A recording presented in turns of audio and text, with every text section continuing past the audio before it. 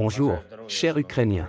Aujourd'hui, nous avons un résultat diplomatique important pour notre pays et le monde entier, l'initiative d'exportation de céréales continuera à fonctionner. Le chantage russe n'a mené à rien. Les Nations Unies et le secrétaire général Guterres ont personnellement réagi de manière efficace et fondée sur des principes. Le président de la Turquie Erdogan a également participé. D'autres participants des relations internationales ont également réagi de manière opportune et équitable. Une fois encore, tout le monde a été convaincu qu'il n'y a qu'une seule menace pour la sécurité alimentaire mondiale dans notre région, et c'est la Russie, personne d'autre. Toute cette situation s'est immédiatement reflétée dans les indicateurs des bourses. Nous constatons une certaine réduction du prix du blé et du maïs. Chaque fois que le chantage russe devient plus actif, la nourriture devient plus chère. Et chaque fois que le monde ne succombe pas au chantage, les produits agricoles deviennent moins chers. Et s'il n'y avait pas d'attaque russe contre l'Ukraine, il n'y aurait même pas la menace fantôme d'une crise alimentaire mondiale. Parce que chaque missile russe qui frappe nos ports, nos silos à céréales, les centrales électriques qui alimentent notre production agricole, finit par affecter le niveau de vie de dizaines de millions de personnes dans de nombreux pays. Il s'agit de l'Égypte, l'Algérie, la Somalie, le Soudan, le Liban, le Bangladesh, l'Inde, la Chine, l'Indonésie, le Vietnam. Cette année, ils ont surpayé des dizaines de milliards de dollars pour des produits alimentaires, et uniquement à cause de la Russie, uniquement à cause de la folle agression russe qui déstabilise le commerce international. Aujourd'hui, j'ai parlé avec le président Erdogan, notamment de la sécurité du corridor céréalier et de la mer Noire en général, du travail de la plateforme de Crimée, du retour des prisonniers de guerre et des prisonniers politiques ukrainiens. Nous nous souvenons de chacun d'entre eux, nous les libérerons tous. Nous avons également parlé en détail des provocations constantes de la Russie, des drones iraniens, des frappes de missiles de l'armée russe. Par exemple, ce matin, un avion russe a lancé des missiles de croisière près de Zmini, et ils ont en fait survolé les routes du corridor céréalier. Et chacun de ces lancements russes, et ils sont presque quotidiens, menace directement les exportations de produits alimentaires.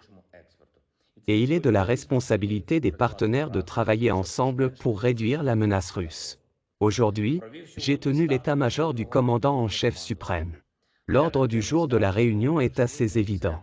C'est la situation sur la ligne de front, notamment dans la région de Donetsk, où les combats les plus acharnés se poursuivent.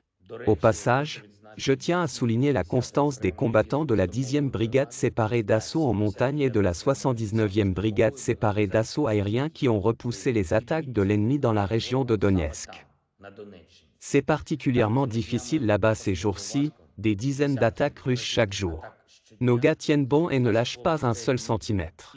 C'est un véritable héroïsme. Et je remercie tous ceux qui défendent notre région de Donetsk.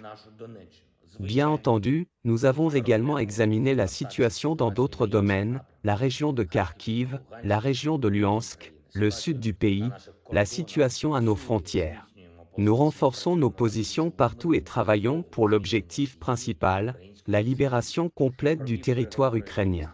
Nous avons parlé avec le ministre des Affaires étrangères de l'Espagne, il était en Ukraine aujourd'hui. J'ai remercié l'Espagne pour le nouveau paquet d'aide à la défense pour notre pays. Nous avons discuté de ce qui peut encore renforcer notre défense. En particulier, nous collaborons avec l'Espagne pour fournir un bouclier aérien à l'Ukraine. Et c'est très bien qu'aujourd'hui le célèbre et talentueux historien Timothy Snyder soit devenu le nouvel ambassadeur de notre plateforme caritative United 24. Son nom est bien connu en Ukraine. Il est l'un de ceux qui défendent avec constance la vérité historique sur les Ukrainiens et explique au monde pourquoi l'Ukraine est importante. Maintenant que M. Snyder a rejoint la collecte de fonds pour renforcer notre défense anti-drone, il va se concentrer sur le projet Shahid Hunter. Je suis sûr que lorsque nous fournirons ensemble à l'Ukraine une défense fiable contre cette collaboration, les régimes russes et iraniens, ce sera l'une des pages les plus fortes de l'histoire de notre État. Et une dernière chose sur laquelle je voudrais attirer l'attention. Vous avez probablement entendu dire aujourd'hui que le Kremlin dit qu'il a exigé des garanties de sécurité de l'Ukraine. Il convient de s'arrêter un instant pour réfléchir à leur déclaration. Il y a 252 jours, la Russie a exigé des garanties de sécurité aux États-Unis d'Amérique. Après 8 mois de la soi-disant opération spéciale de la Russie, le Kremlin exige maintenant des garanties de sécurité de la part de l'Ukraine. Il s'agit en effet d'un changement frappant. Cela montre à la fois l'échec de l'agression russe et la force que nous avons lorsque nous restons unis. Des millions d'Ukrainiens, hommes et femmes, qui se battent et travaillent pour notre liberté. Et des millions de personnes dans le monde qui nous aident à résister à la terreur russe.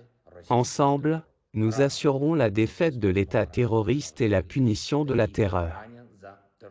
Et nous garantissons que toute l'Ukraine était sera libre. Gloire éternelle à tous nos héros. Mémoire éternelle à tous ceux qui ont donné leur vie pour l'Ukraine. Gloire à l'Ukraine.